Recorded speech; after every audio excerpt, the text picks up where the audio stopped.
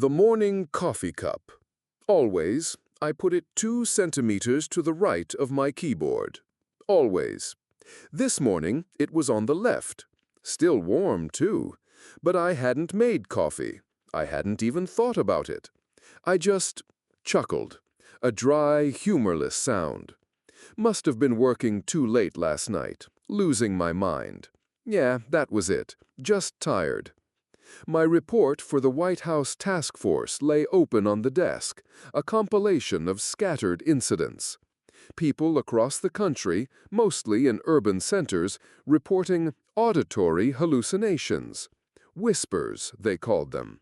Mass hysteria, the psychiatrist said. A new strain of anxiety, maybe. I leaned back in my chair, rubbed my temples. My own head felt heavy, a dull ache behind my eyes. The drive to the hospital was a crawl through early morning traffic. I usually didn't mind the hum of the city, the low-frequency drone of a million lives moving at once. It was comforting, somehow. A background noise of normalcy. I flipped on the radio, hoping for some cheerful morning news, or at least a distraction. The anchor's voice was grim. More reports. Unexplained utterances, she called them, disturbing the peace in major cities, causing widespread anxiety.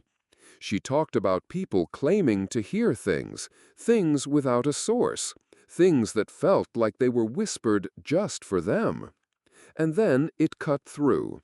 Not from the speakers, not exactly.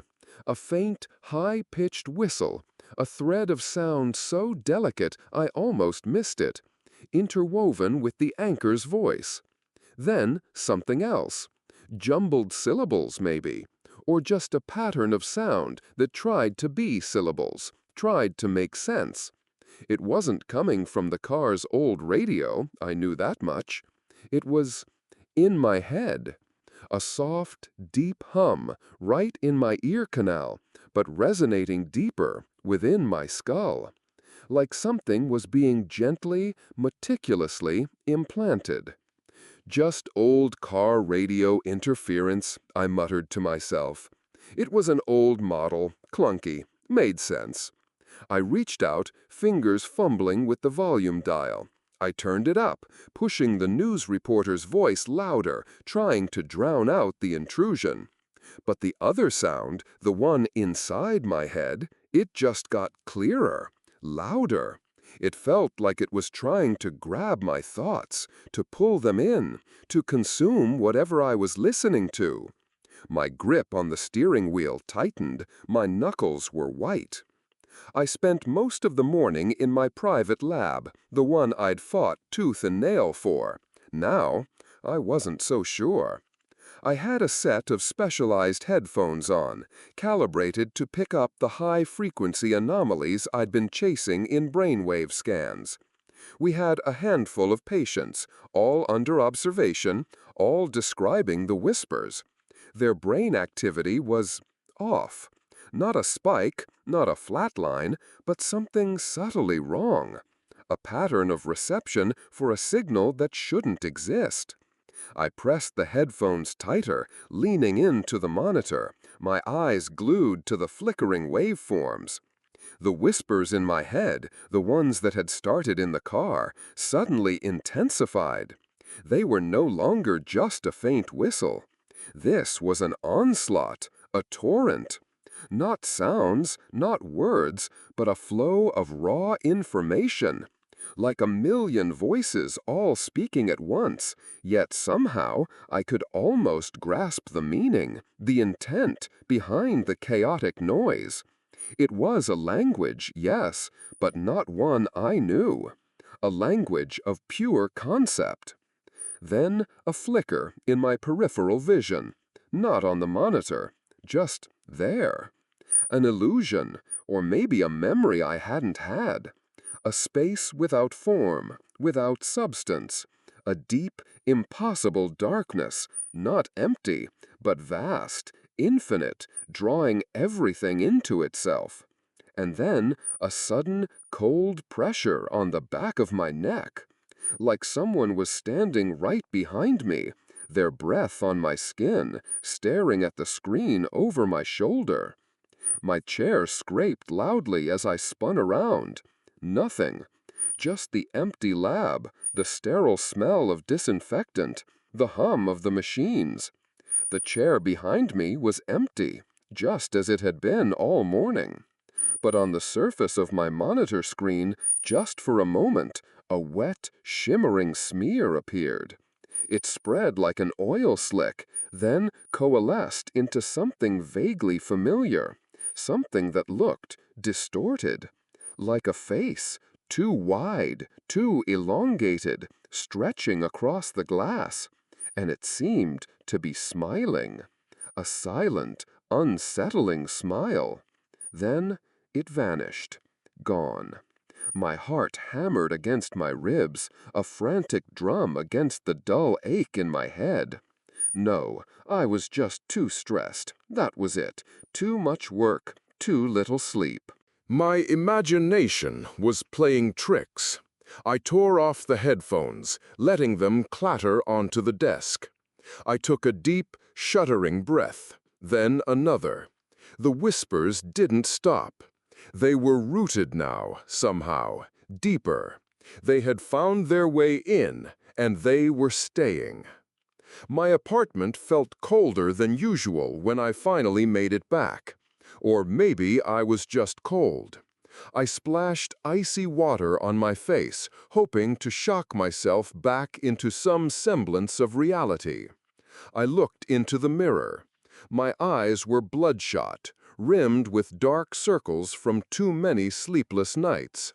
My hands, I noticed, were shaking, just a little. And then I felt it, a jolt, a sudden sensation of ice running down my left arm. I looked down, my eyes fixed on my skin. On the back of my hand, a vein, blue, purple, and distinct, was emerging. It wasn't a bruise. It was too sharp, too precise. It traced a strange alien pattern, something I had never seen before on my own body. It was like a map or a drawing, slowly developing, unfolding itself beneath my skin. I rubbed it hard, almost scrubbing. It didn't fade.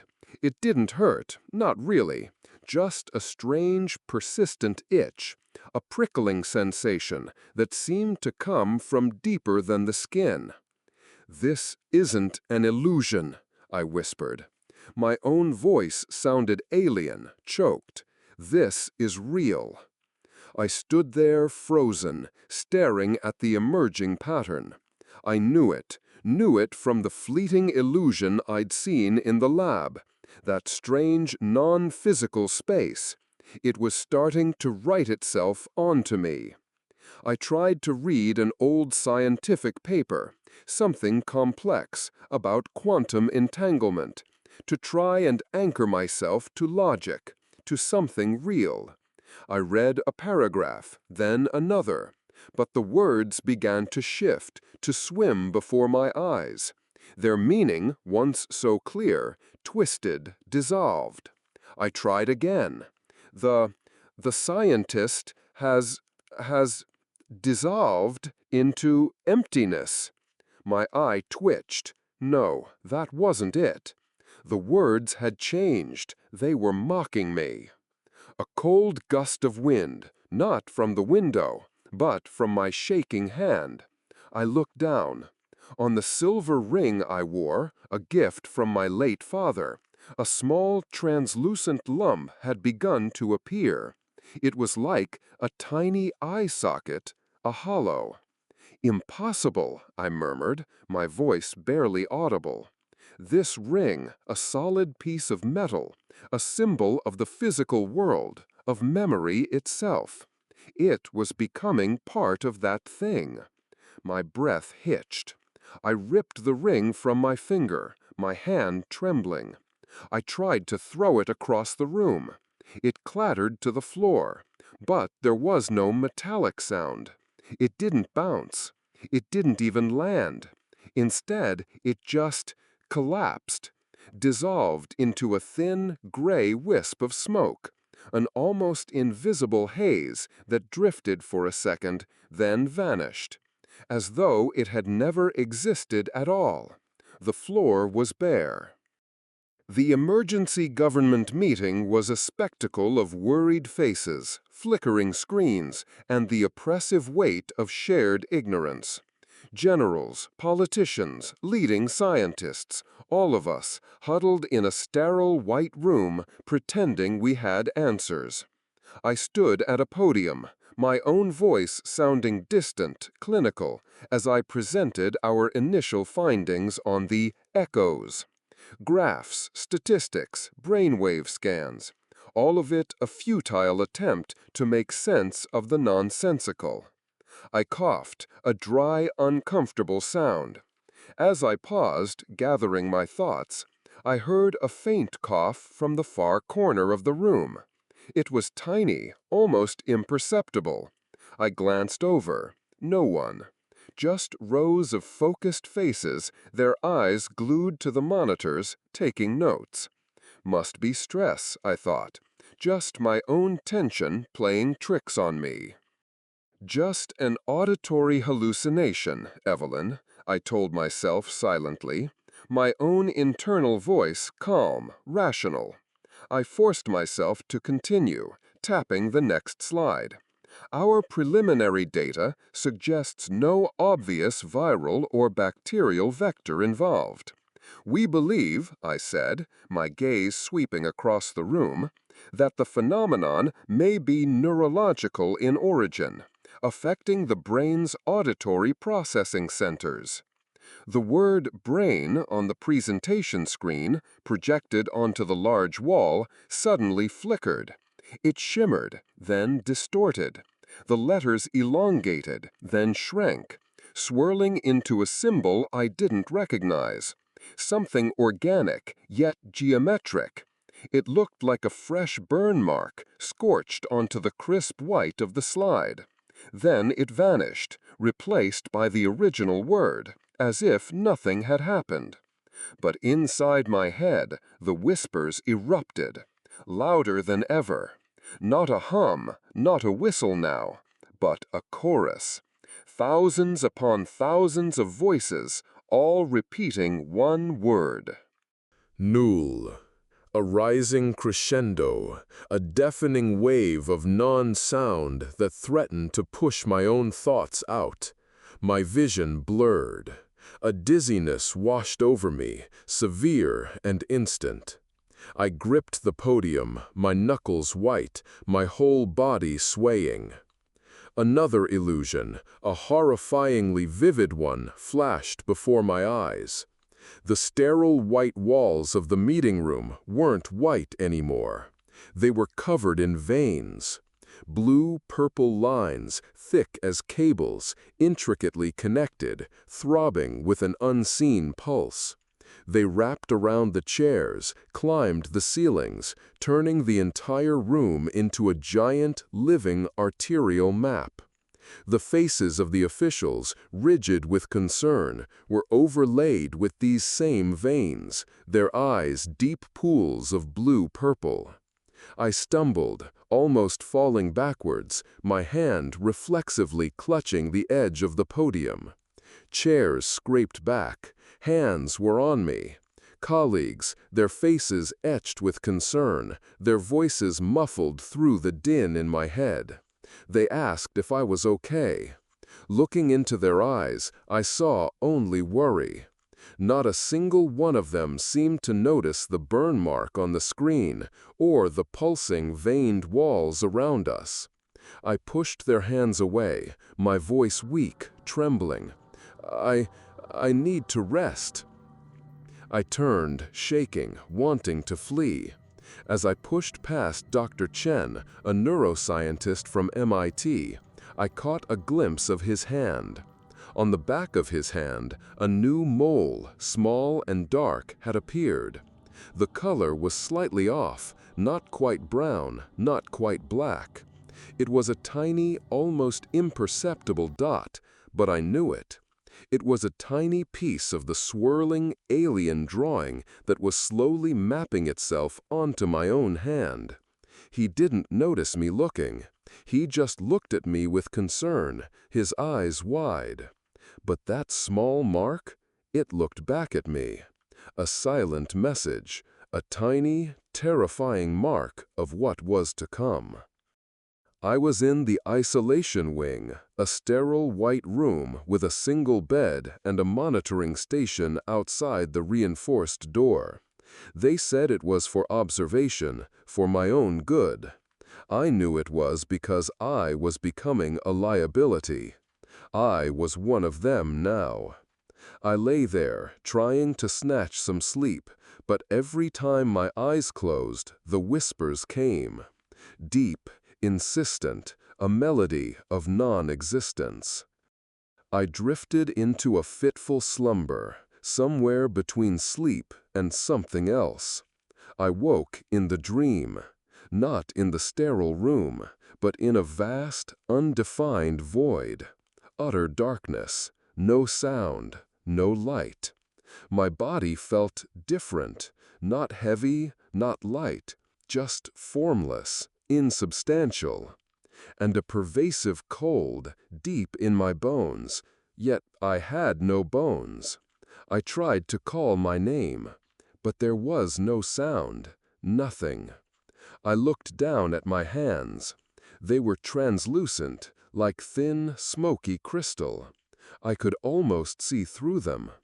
Around me, thousands upon thousands of tiny specks of light began to appear. They shimmered, glowed faintly, each one a tiny, isolated star in the infinite darkness. They floated, danced, but not randomly. There was a current, an unseen connection, and all of them, every single point of light, was slowly, unstoppably moving towards a giant, invisible center. I knew, I just knew. These were fragments of consciousness, echoes, the ones who had heard the whispers, the ones who had dissolved. And then it came, a colossal wave of pure perception. It wasn't sound, it was information. A torrent surging directly into my brain, bypassing ears, bypassing language. A message, clear and undeniable, not in words, but through an instinctual, primal understanding. Assimilate. Do not resist. Return to the nothing. Existence is pain. The nothing is eternal. I felt myself being pulled, not violently, not with force, but with an irresistible, gentle tug, like a current in a slow, deep ocean. The thousands of sparkling light specks around me began to move faster. They coalesced, they merged with me, and I, in turn, merged with them. We were becoming one, part of something infinite, without a beginning, without an end. I woke with a gasp, sweat slicking my skin, my heart pounding a frantic rhythm against my ribs. The sterile white room, the single bed, reality, or what passed for it. A nurse, a kind woman with tired eyes, entered the room, checking my vitals. She asked if I was okay.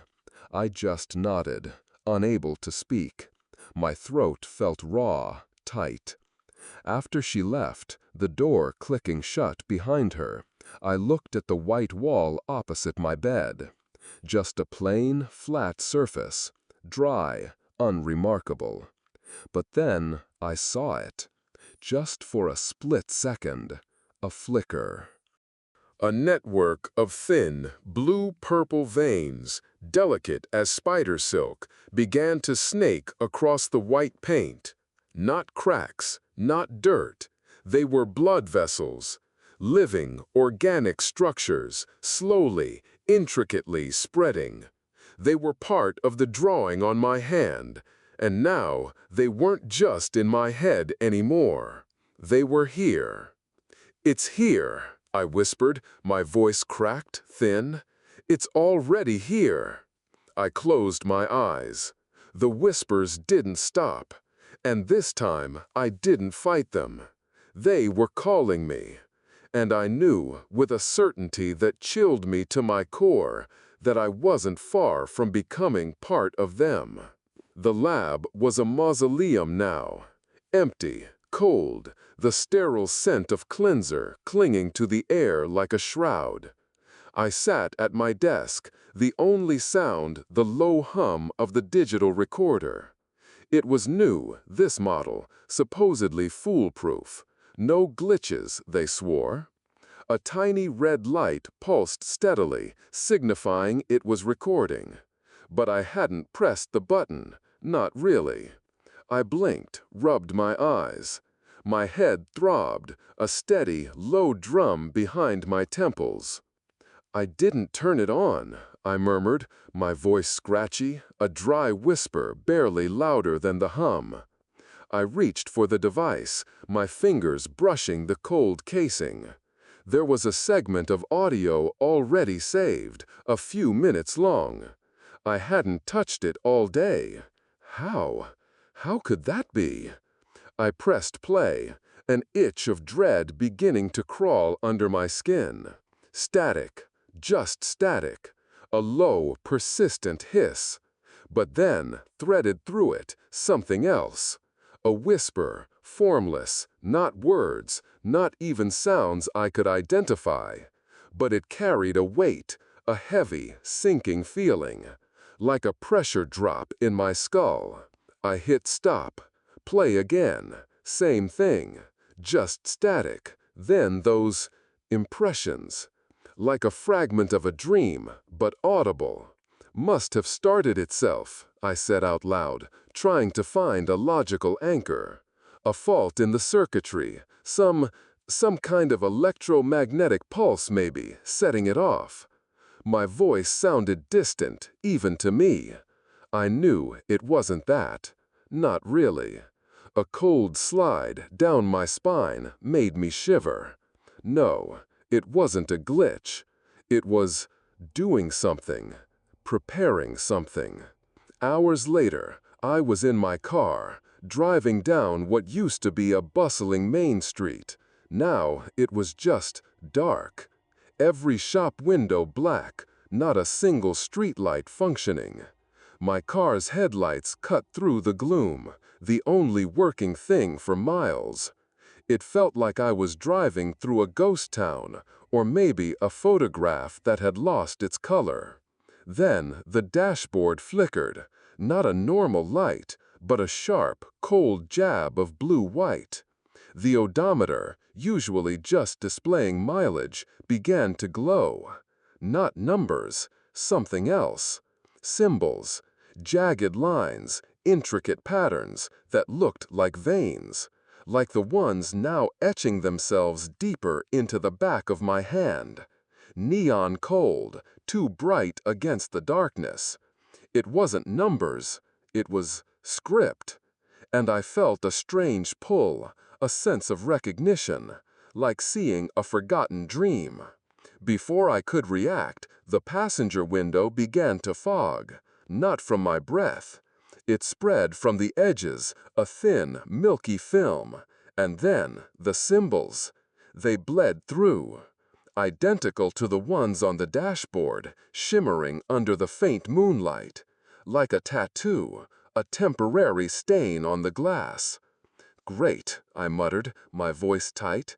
The car's breaking down too, just what I needed. I slammed my fist against the dashboard. The neon symbols on the odometer blinked, then the screen went black.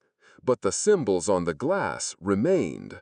Faint now, a ghostly presence, still there.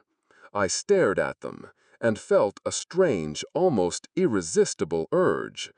To reach out, to trace those lines, to read them. Rental, Mark's apartment. I knew he was gone. Everyone knew. He'd just vanished. Another name on a growing list. But I had to check. Had to see. I still had the old keycard, a memento from when we used to work late, ordering takeout, debating neural pathways. It slid into the slot with a faint click. The door swung open, onto darkness. A current of cold air hit me, and the smell, damp, like old earth, mixed with something sharp, metallic. My flashlight beam cut through the gloom. What I saw made my breath catch in my throat. The ceiling, the walls, the floor, all covered, not mold, not dirt.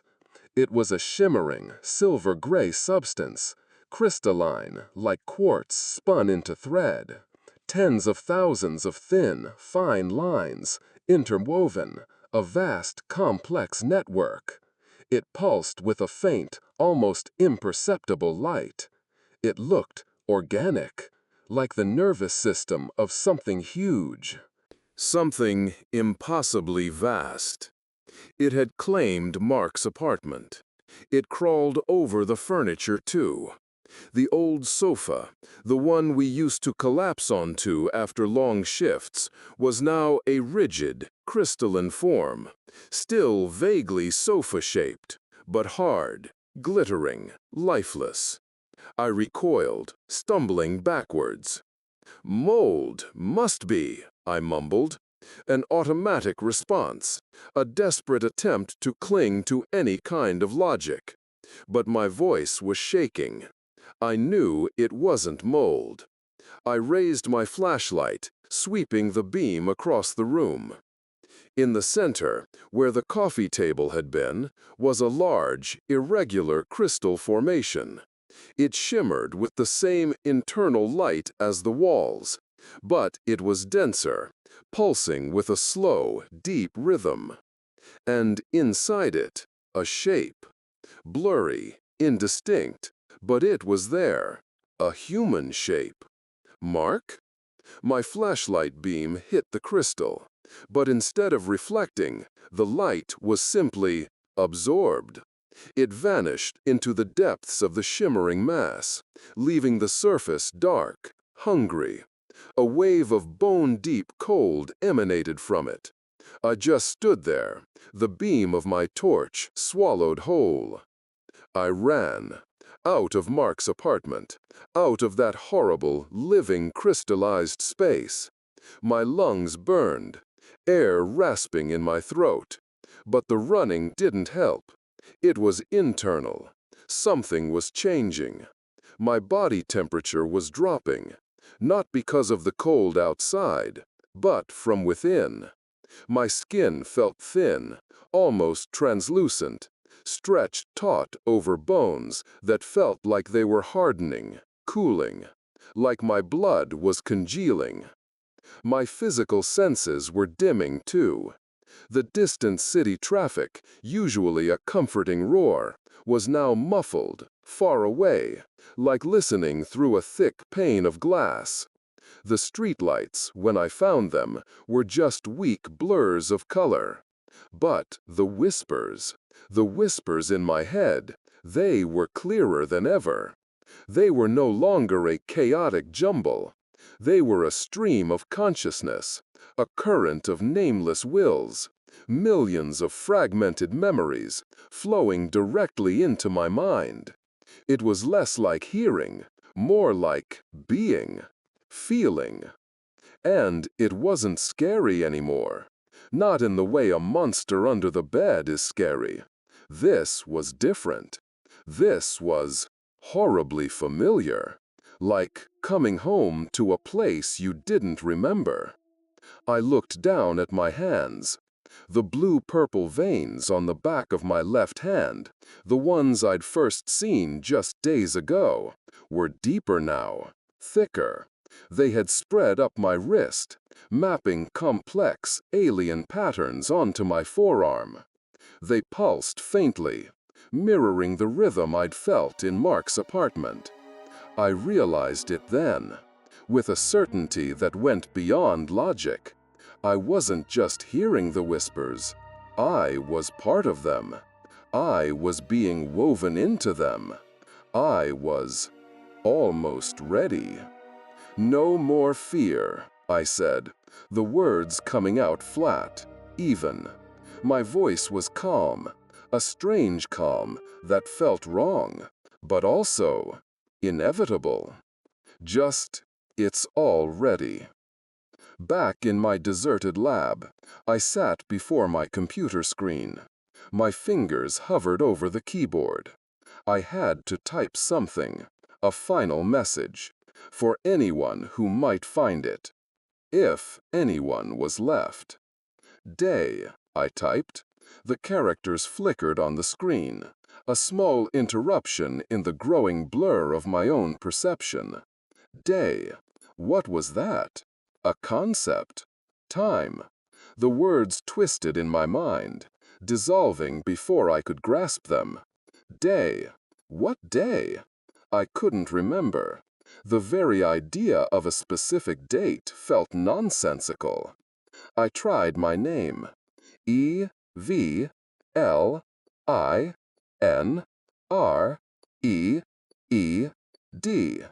The letters appeared normally, crisp and clear. For a second, a flicker of my old self, the scientist, the person, flared.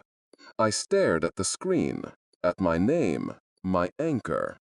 Then, just below it, a new line of text appeared. Not typed, not from the system. It simply manifested. Symbols I didn't know, yet understood instantly, deep in some primal part of me. A message from the entity. Was it a curse? A welcome? I didn't know. But its meaning was clear, crystalline in my mind, even as my other thoughts dissolved. Welcome home. And then, just like that, the letters on the screen, all of them, my name, the message, everything, began to melt, not fade. They disintegrated into tiny, sparkling motes of light, like dust made of stars. They floated upwards, then vanished into the blankness of the screen. I looked down at my hands. They were changing, becoming translucent. The skin wasn't skin anymore, but a delicate, shimmering network, breaking apart into countless tiny specks of light. Dust, glittering dust. The whispers were no longer a sound.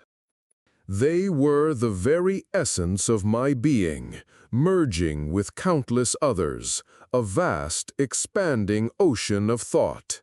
I should have been terrified, but there was no fear, only a strange, profound calm. I needed to eat, a primal human need. I walked back to my apartment, an autopilot motion. The sterile lab, the cold computer screen, they had become distant, less real than the pulsating veins on my skin. I opened the refrigerator. There was still an apple, a healthy, red, solid apple, a relic of a world I was fast leaving behind. I took a bite. There was no flavor, no crispness, nothing.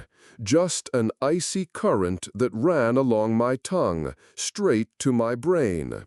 And a whisper, amplified, crystalline clear, not in my head, but somehow on my tongue, in my very cells. "Sensation," it hummed, "all sensation." I lowered the apple. It felt heavy, lifeless in my hand. "Just lost my taste," I said, but my voice was an echo, distant, like it traveled from a room I wasn't in anymore. The words felt foreign. I turned on the TV, hoping for some sound, some distraction. The screen was a field of angry static, white noise, buzzing and spitting. But in the swirling chaos of the static, images flickered. Not commercials, not news, glimpses of what was happening. People, millions of them. Not dying, not falling, but dissolving. Their bodies collapsing inward, turning into streaking light, rising upwards, absorbed into the sky. An unseen force pulled me away from the static, a strong, undeniable urge, towards the window.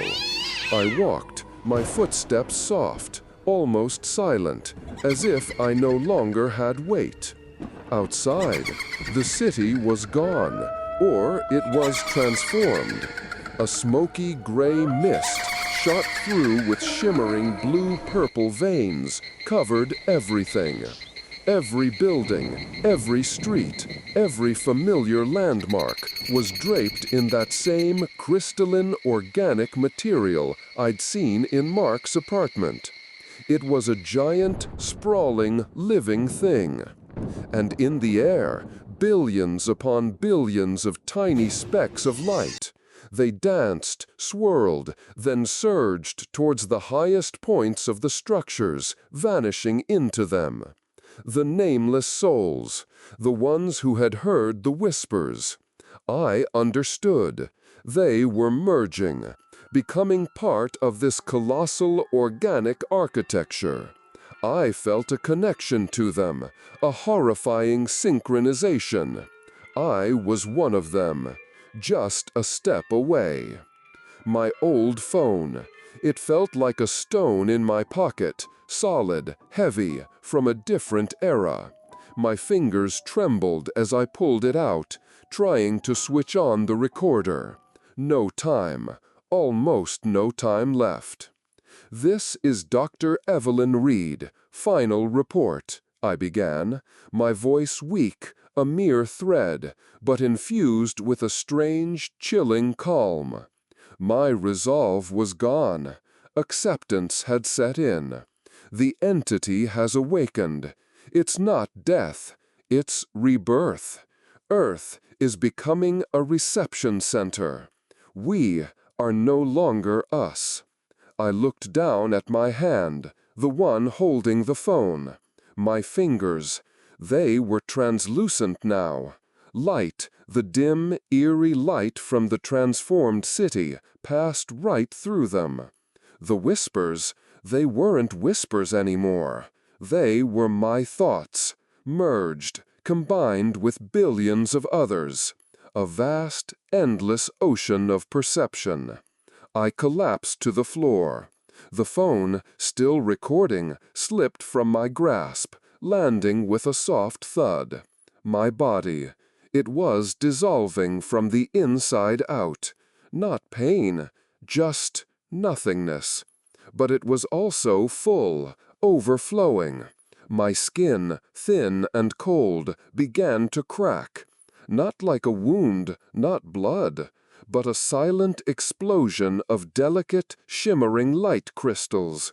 They burst forth like microscopic stars, glittering for a moment, then vanishing into the air. My eyes, they were blurring, not with tears, with light.